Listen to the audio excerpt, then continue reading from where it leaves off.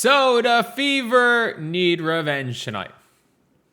I'm not pretending like this is a game that the Indiana Fever don't care about. They need revenge. The Fever, in my opinion, have been embarrassed once this year. And it was by this team. They have been embarrassed one time. And it was by Portland Fire. If you look at the Fever's losses, let's take a look at the full schedule here. They lost by 3. They lost by 2 in overtime. They lost by 2. 16-point loss to the Portland Fire. Lost by 8. Lost by 7. Lost by 7. Sorry, no, they lost by 17. I think this was this a pull away? I actually can't remember. Lost by 17. This was, again, a pull away late in the game. Just a pull away late in the game. So these were ball games for a bit of it. But, like, they've been completely embarrassed one singular time. And it was by this Portland Fire team.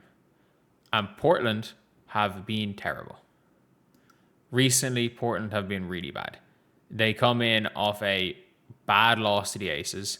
They lost to Dallas. They lost to Minnesota. And okay, yeah, they beat an Angel Reese dream. They killed the Mystics, to be fair. They lost to Minnesota. They lost to Connecticut. Like, this is a team that's there for the taking. Their last game against the Aces, they got killed. And they were down massive early. Like, Passat played 12 minutes in this game. And it was an Aces team again with just did not, like, with no Alyssa Smith. Like, they have Poch, Engsler, Carlton, Meg Gustafson, or Meg DeLeo, Carla Late, Frida Booner, who's playing really well off the bench. Like, Sarah Williams has been a key player. They don't even play Gaizo Suter anymore. Who, by the way, should be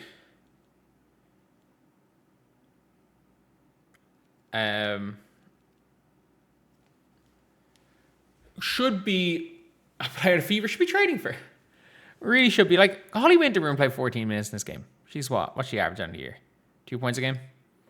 But look, if I'm going to be real, this whole situation with Portland, the Fever just got caught on a real bad day. The Fever are in control. They have an 8-2 lead. 3 minutes into the game, Caitlin's pulled. They're down. It's a 10-0 run, and Caitlin comes back in, and she picks up fouls and everything. Like, everything was pretty much just wrong. Anything that could go wrong in a game of basketball went wrong in that game. Like, anything, if you think about, like, your best players in foul trouble, not shooting well, giving up runs, the other team going on a crazy run, all of that. But coming into this game, if you are the Indiana Fever, if you are Caitlin Clark, you cannot under any circumstance allow Caitlin to get switched on to Carla Late. Carla Late is too good downhill. She is too good downhill that Caitlin cannot stop her. You send help. As a team, if you are the Indiana Fever, again, if you look at what Portland were doing against the Aces, you look at their team. You do not guard Poch. You don't guard her from the three-point line under any circumstance.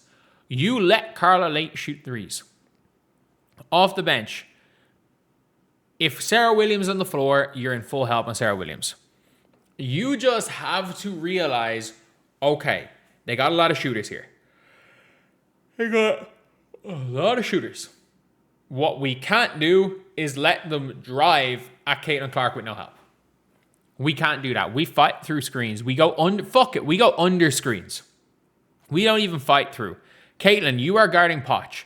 You are going under that screen. If Poch sets a screen and Carla Late is on the ball, both of you are going under on Carla Late. Simple as that. Because Caitlin, if Caitlin gets switched on to Carlton, I think Caitlin's fine. If Caitlin gets switched on to, she can guard Poch, she can guard Carly Samuelson, she can guard Winterburn, she can guard All Black, she can guard Booner, as in if they're trying to take it from the perimeter.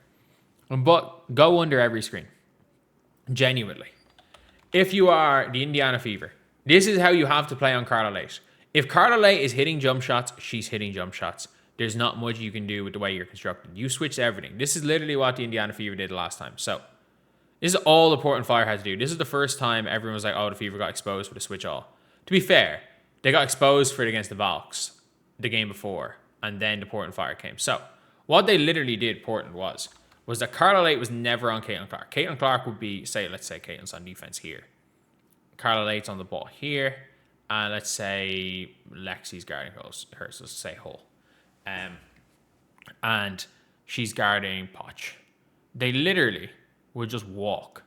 They would walk and she would walk. There wouldn't even be a screen. They would just exchange. And then Hull and Carla Late would pass off their exchange. They would pass off. And then what would happen was, let's just say Hull's then guarding Poch. Poch runs out of there and Carla Late walks right back to the middle. And then suddenly we got one player, and Carla Late just in a one-on-one with Caitlin to the basket. Every single time. What you do in that scenario is, if Carla Late, even if Poch is coming and setting a screen, Caitlin, drop here. Caitlin, drop to here. Lexi, get under the screen. And dare Carla Late to shoot from this range right here. She's not a very good shooter unless it's clutch time.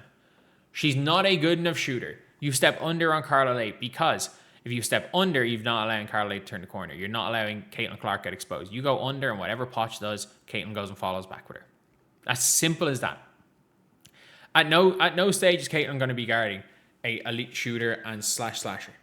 There is one player on the team because there's no Sarah Ashley Barker anymore.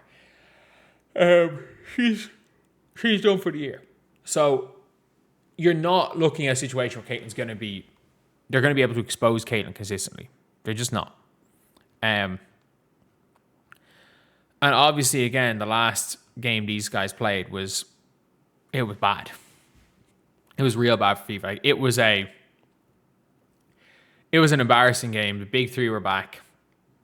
Caitlin had possibly the worst game of her career, given the fact that who she is now compared to how much better she is now compared to how she was as a rookie. But yeah, that'll be my opinion on all of it. But yeah, that is pretty much it, lads. Obviously, I am going live for this game in a couple of hours. I went live earlier today talking about stuff, and it might be the last time. I think if I can get internet to work, so I'm going down the country on Sunday, and I think I've got a spot. I've got a kind of secluded area where I can record, where I can go live on Sunday. I should be able to, but I don't know. I don't know for a fact. I'll have good enough internet to go live Sunday. I'll give it a go. I'll definitely have videos out Sunday, videos out over the weekend, but I'm going to the green and red of Mayo to celebrate the old All-Ireland win. But yeah, that is pretty much it, lads. I'll see you guys.